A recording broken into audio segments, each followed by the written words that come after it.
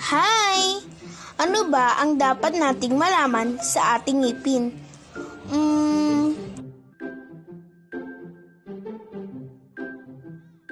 Alam ko na! Kasama natin ang District 5 Dental Team. Alam niyo ba na meron tayong 2 sets ng ngipin? Ang unang tumutubo ay tawag na baby teeth o temporary teeth.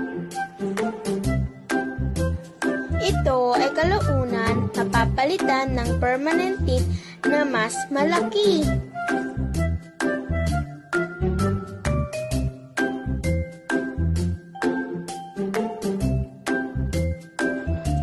Bagamat ngipin ang pinakamatigas na parte ng katawan, bakit pa din ito nasisira?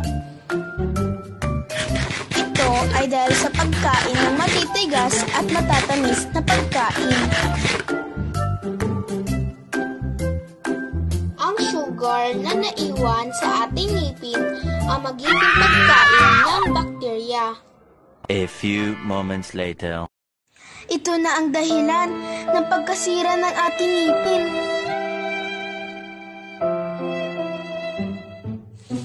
Paano natin ito maiiwasan? Ito ang pagpili ng tamang toothpaste at toothbrush na naaayon sa ating ngipin.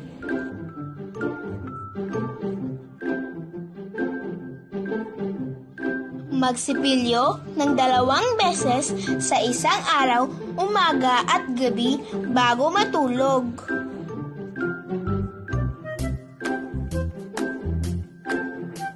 Iwasan ang pagkain ng matatamis, junk foods at soft drinks. Palaging uminom ng tubig at kumain ng masusustansyang pagkain tulad ng karne, prutas at gulay. Yay! Huwag kalimutang bumisita kada 6 na buwan sa inyong mga dentista. At palagi maghugas ng kamay para sakit ay maiwasan.